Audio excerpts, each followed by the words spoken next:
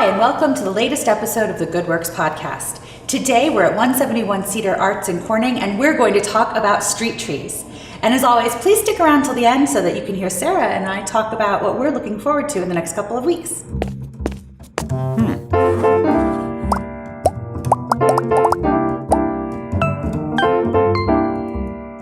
Well, hi, Sara. Hey.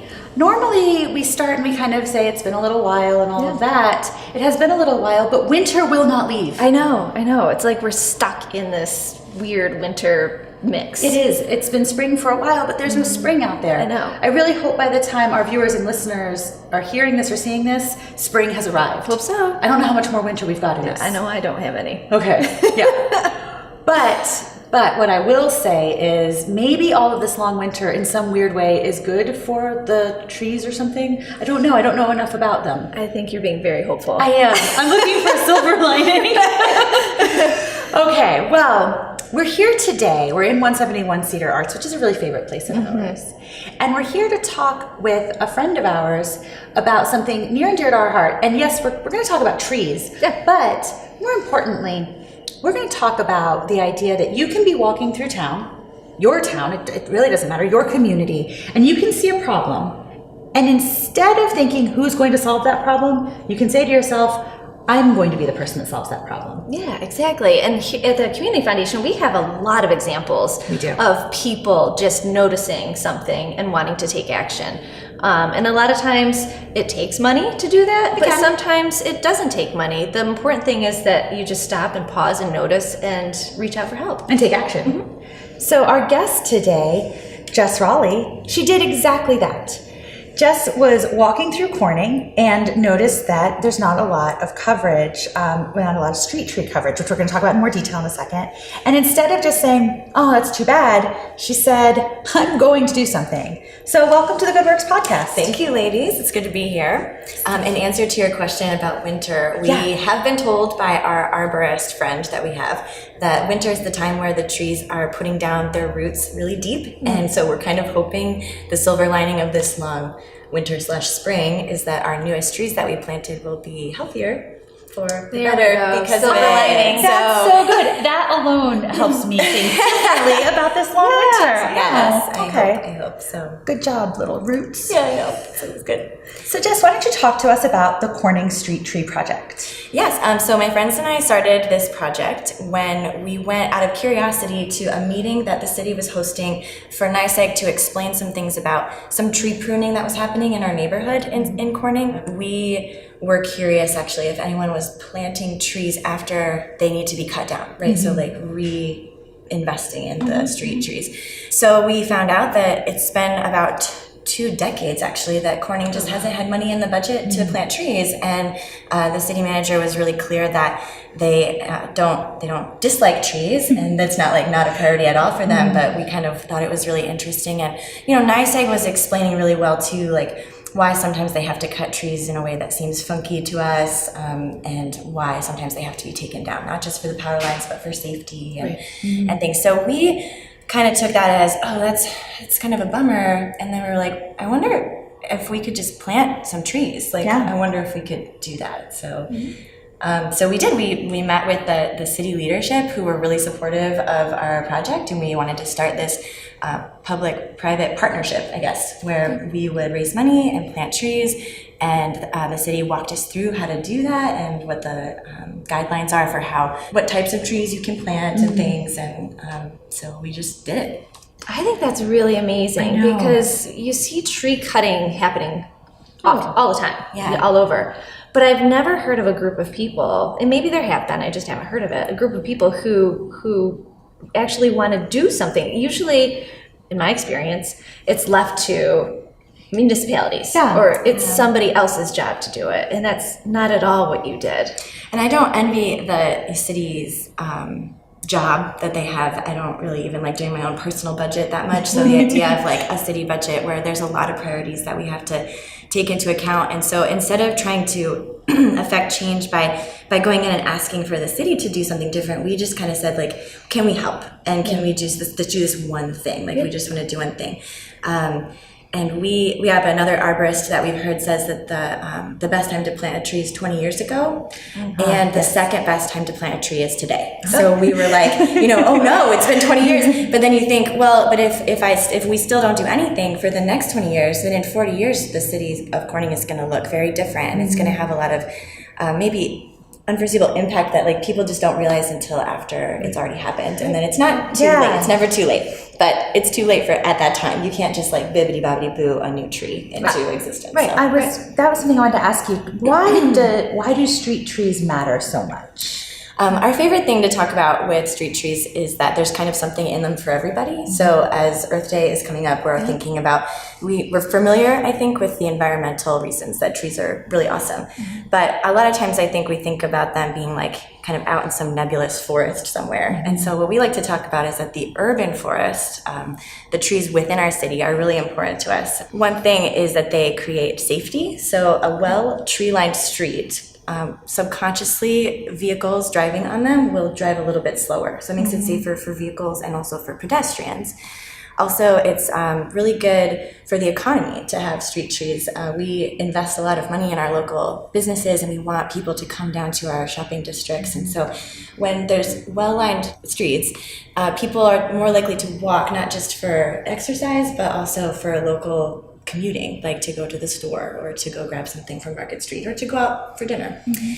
And then the other thing that I think is really important is that we have humans just love trees. And we might not even think that we love trees. Like maybe you really love living in the city, so you're like, I don't need trees, like nature's okay, but it's not a big deal. Humans actually will choose to walk on streets where there are more trees, even not on purpose, right? Like they just don't think about it, but they do. People will tend to buy homes where there are street trees. And so property values are more when there's street trees. So it's all an interesting thing that's kind of interconnected, and there's no real everybody wins. Like it doesn't matter what your cause is. Like there's something about a street tree that's going to improve everybody in their city is going to benefit from it.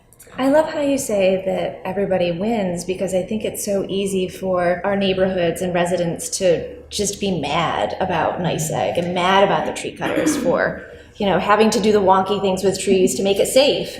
But instead, there was a partnership, and you were listening to each other, and then you took your action. I love that. Yeah, and NYSEG actually was really great because not only did they donate 4 trees last year for us to plant, but the arborist volunteered his own time. So like the NYSEG arborist came and met with us. Oh, nice. We didn't know how to plant a tree. I mean, we could have Googled it, but it was much better to have someone who's like trained to know how to. And he taught us things about trees that I was like, oh my gosh, I never knew that. That's so cool. He was there for us. Like we were able to kind of just email him and be like, so how much should we water it? Like this week is really dry, or like how far into the fall? He was there for kind of like support. So that was something that was interesting, was we can think negatively and be upset about things, but there's lots of reasons why a tree needs to be cut down, and we can't really change that. I mean, they're living things. They're not like, it's not like a building that we can just, the structure, if something's going on inside the tree that we don't know about, it has to come down, or it's not safe for people. So, and we all like electricity too. So that's true. So there's this part of me, people are always like, I just wish that they wouldn't have to like cut them down to interfere with the power lines. And I'm like, I wish people had thought not to plant trees that are so tall in maturity, but it's already happened. It actually happened 30 years ago. So in the future, we only plant trees that the city has a great list of trees that in maturity will not interfere with the power lines. Oh, that's great. So the added benefit is they kind of hide the power lines from the view of the street level. So, I love that. Yeah, it's a nice little canopy that is like, oh, pretty, and trees, and then you don't notice happy. Yeah. So if someone has been listening or watching and they're thinking, I love this, I love trees, I love walking, everything about this, and they're saying, I want to get involved, how can they reach out and get involved with the Corning Street Tree Project? The first thing I would say is to spread the word. So we have a website, it's corningtrees.com, and we're also on social media at that same handle on Facebook and Twitter and Instagram. You can find us at Corning Trees. We just need to let people know that we're out here and that we want to get involved more in the community. The other thing is you can donate at the Community Foundation. You can go and to their Donate Now button on the drop down where it's Choose a Fund. You can find us under C for Corning Street Tree Project Fund. any amount of money is really helpful. It only costs $175 to plant a tree. So we are really looking for people. I would love to see everyone in Corning just giving $5 to this fund so that we can all kind of participate together. We will also have, we'll broadcast on social media when we're planting trees if people want to come and get their hands dirty and actually do it with us. Right now we're still doing everything by hand. So, and then the only other thing I can think of is if you have a house in the city of Corning with no trees in the front. So we're looking to plant in the right-of-way. It's called the city's right-of-way, in between the sidewalk and the street. And if there's no trees there and you would like to be a street tree ally, so we're looking for people who will let us plant trees there so that they will actually be able to water it as well for the first year of its life.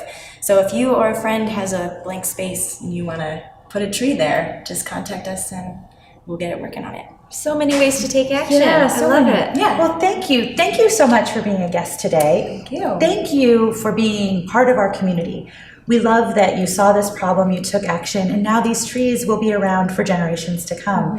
You're such a role model to other community members, and we really love that we've gotten to know you. So thank you. Thank you. All right. Well, with that, there's so many things to look forward So many to, things. Sarah. Warm weather. Yeah, warm weather. But what is something that you're really looking forward to here? So for a number of years, the Arts Council of the Southern Finger Lakes has been putting on a show, a fundraiser for the organization called Recycled Runway. Favorite. And at the Community Foundation, we've helped along the way a little bit with some support. And so I'm really looking forward to attending the event and seeing all the amazing artists and their designs and what they come up with just using all recycled materials. It's very cool. It is a fantastic night. It's at the Corner Museum of Glass on May 5th of this year. It's a little earlier than it's been in the past, but that's going to be a really fun event. I think so too. How about you? You know Musical what? theater? Always musical theater. No, all right, beautiful. We'll be at the Clemens Center in May. They're doing a long run, so all right, there's that. Okay, that aside. I'm really looking forward to something that's happening at the Chemung County Historical Society. They're going to have an exhibit focusing on the Jewish culture, Jewish families in Elmira. Oh, wow. And it's going to be up starting in the next couple of days in April, but it'll be up all the way until mid-September, which means I plan to take an afternoon and make sure to have lunch at Wisner Market. Oh, perfect. When that starts up, and then walk over to the Historical Society. I'll look for a tree-lined street to walk along and make an afternoon of Elmira. Elmira is going through such a renaissance, and it will give me an opportunity to see it firsthand. On foot. By foot, yes. So that is going to be an afternoon I can't wait for. And That sounds great. yeah, I might grab a friend or something. You know, there's nothing like maybe introducing someone who's never been to the Historical Society. Right. So I might look for that opportunity. I'll be your friend. Will you be my friend? All right, so one day in the summer, check out Sarah and I bopping along the streets of Elmira. Thank you, Sarah, as always. Thank you. And thank you, Jess, for being part of our episode today. I can't wait to see what happens with the trees this summer. I'll be looking for maybe some to water myself. I think I should get out there and get my hands dirty too. And thank you all who have stuck with us till the end, listening and watching to the Good Works podcast.